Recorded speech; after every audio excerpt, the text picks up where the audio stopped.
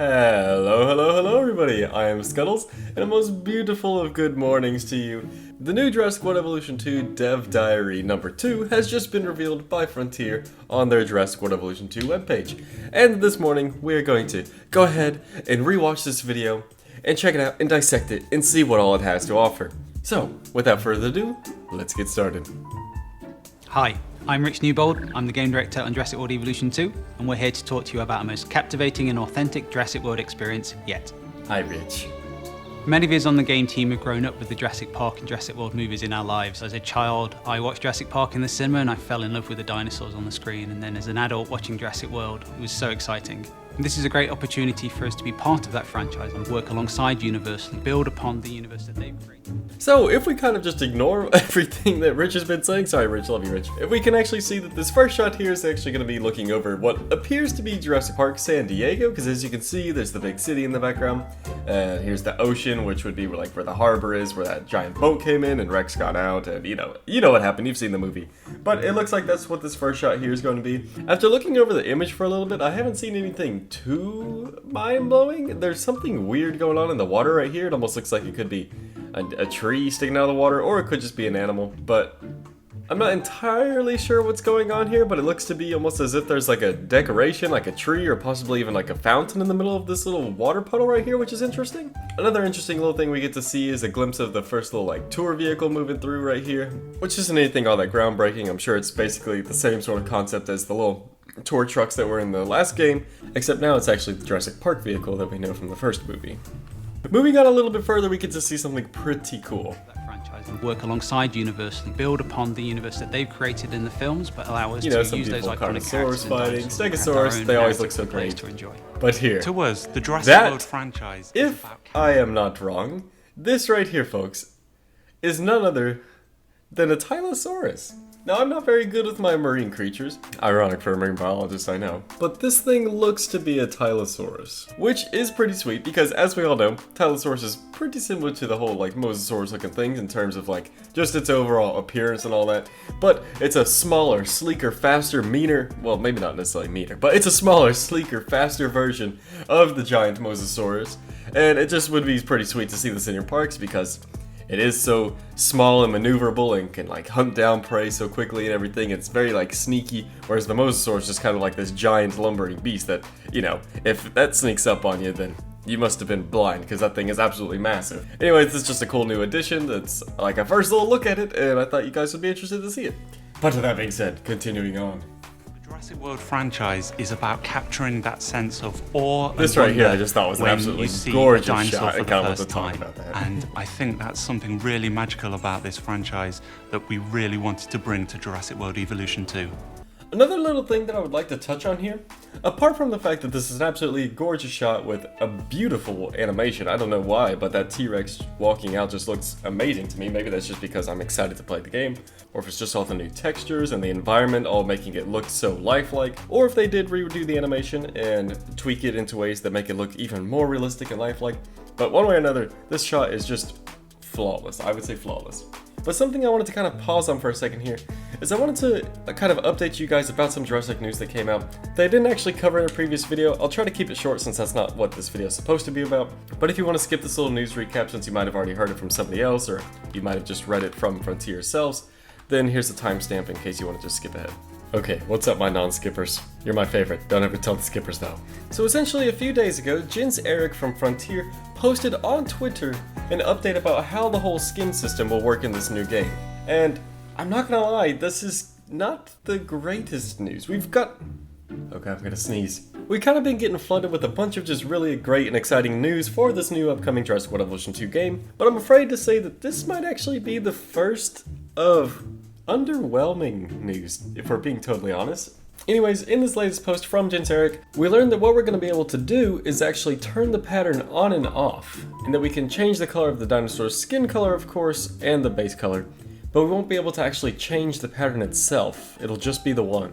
So in the first game, I believe the way that it worked is there were two different patterns that you could choose from, as well as just a base skin, which essentially was three patterns, because there was no pattern at all, pattern A, and pattern B, and then those all had their own various sorts of colors in them. So Unfortunately, while we are going to be able to choose from a very wide range of colors for how we want the base skin and the pattern to look, as of right now it's looking like we're only going to have one option for a pattern, which is kind of disappointing, to be totally honest. As he touches on in the last of the post, he says that there will be tons of combinations that we can choose from in order to put a personal touch on our dinosaurs and our marine reptiles. Oh, and flying reptiles, that's why he didn't say marine, I was kind of curious about that. But it still feels very limited and restricted. So yeah, those are the facts. Are we close enough to the release of the game to where having a bunch of backlash from this would not really make a difference? I don't know. This is obviously something that deep down inside, I hope could be changed, because one pattern does feel like it's not very much. But on the bright side, we can at least turn the pattern off, which will help it seem as though there's two patterns. Basically, because essentially we'll have a creature that's either like brown all over, just picking a random color, it doesn't have to be brown, but essentially it's brown all over, or we can have a creature that's brown on over as well as an extra layer of like black spots on it or something. Like, I think I just described a cheetah. I don't know, I'm not sure how to feel about this one yet. I'm a little disappointed, but I know that we've seen the beautiful creatures that have come out of this new skin system so far in a bunch of different screenshots, and we know that they all do look phenomenal, but it just hits my gut in a way that just makes me kind of... but yeah, moving back onto the video, I just kind of want to let you guys know, since I never actually addressed this topic specifically in a previous video. My name is James Stant, and I'm the Dialogue Manager on Jurassic World Evolution 2. In this dev diary, we're going to show you how we're bringing our authentic experience in two of our game modes, Campaign and Chaos Theory. We're really excited to show you what you can expect. And roll the intro. As you can see right there, today we're going to be learning about what all Jurassic World Evolution 2 has to offer when it comes to Chaos Mode and Campaign Mode. Both the Campaign and the Chaos Theory mode are set in the Jurassic World universe. Jurassic World Evolution 2's campaign mode is set in the aftermath of Jurassic World Fallen Kingdom. The dinosaurs are no longer confined to Isla Nublar and are now wild across the United States of America. That freedom is now creating dangerous situations that the player is going to have to handle. I'm Dan Davies, I'm a principal designer on Jurassic World Evolution 2. The player is recruited by the government agency who are responsible for tracking down these dinosaurs and safely capturing them. And it's not just about the safety of the people, it's about the safety of the dinosaurs too. The player will be in charge of this initiative, working for the Department of Fish and Wildlife as they work alongside iconic franchise characters. We're bringing back characters that players are going to recognise from the Jurassic World movies. Claire Dearing and Owen Grady have been hired for their expertise in dealing with dinosaurs in these kinds of situations. They're going to accompany you as you travel around the United States, capturing and containing the dinosaurs now out in the wild. We are so excited to be bringing back some of our own characters. We have Dr. Kajal Dua, Isaac Clement, Cabot Finch and George Lambert. These characters will provide support and guide. So what's essentially going to be happening in this new game, in case you didn't get everything that was just stated there, Jurassic World is essentially going to be working hand in hand with the government. So as we all know, after the events of Fallen Kingdom, the dinosaurs have gotten out and they're basically just roaming free around the entirety of North America. And I guess if the flying reptiles have gotten out, then who knows where they could be, especially since there's a flippin' Mosasaurus in the ocean now. So essentially what Jurassic World's goal is to do in this next game, as well as probably just what the next whole movie's going to be about, is essentially Jurassic World's going to be working very closely with the government in order to go out and capture these released dinosaurs. That way you can relocate them safely without hurting either the dinosaur or endangering the public. Our goal is to go out and work with Claire Dearing and Owen Grady in order to find these dinosaurs, track them down, capture them, and relocate them to our parks so that the world can come and see them in a safe environment. And not even to mention your absolute favorite Cabot Finch, everybody's favorite park owner, huh? That was my impression of a Cabot Finch. It was terrible, I know, but he always goes, huh? Anyways, moving on. Support and guide the player towards success. The player's role in campaign mode is very different to the other modes that we have in the game. Instead of focusing on building theme parks and using the dinosaurs to make as much money as possible, they're now dealing with the dinosaurs that are in the wild across the United States. This involves capturing them and then safely containing them in facilities that the player has built. Hello, my name's Adam Woods and I'm the executive producer on Jurassic World Evolution 2. As you can imagine, the player will face a number of challenges. The dangerous dinosaurs are just the beginning. They will be facing calamities, snowstorms, sandstorms. We are also introducing a number of new injuries and illnesses. So just real briefly, I wanted to touch on that. As you might have heard just a second ago, he said that we will be experiencing these sandstorms and snowstorms depending on the environment that we're in, as well as I'm sure the classic hurricane, typhoon, tornado, twister sort of thing, whatever you want to call it. I'm sure that those will be making a return as well, but I just think that that's super fun and exciting to have these new weather disasters and just natural disaster storm events that can come and cause chaos and just kind of give just a little bit of, like, you know, just a fresh way of bringing your dinosaurs unrest, which I know that sounds kind of terrible, but it's just fun to have something that's different than just a tornado every single time. So having these cool sandstorms and snowstorms come in, I think would be pretty sweet. Now, whether the snowstorm actually like comes and does like huge avalanches that could wipe out some structures, fences, or whatever, or if all it will be is just kind of like a heavy snow that kind of shuts down your power for a little bit, we'll have to find out. That's probably the latter if we're being totally honest, but I'm excited to see what direction that could be going in, and just getting to experience it firsthand once the game is actually released. Then of course we've got our classic sick Baryonyx down here at the bottom. Looks like he's gotten his toes all tied up. Poor guy, he's all stuck. Can't walk around no more. Looks like he has to come and get a professional knot untier to come and help him out here, because there's just toes going in every direction right here. So let's just send our best wishes for... Oh, I'm sorry, not a Baryonyx, this is an Allosaurus. My apologies. I swear I like dinosaurs. Illnesses that can affect the well-being of the dinosaurs, and these will be another obstacle that the player will have to face. This is completely uncharted territory. They're away from the confines of tropical islands, away from the Jurassic World gates. This is completely new, it's bigger, and it's more challenging for the player.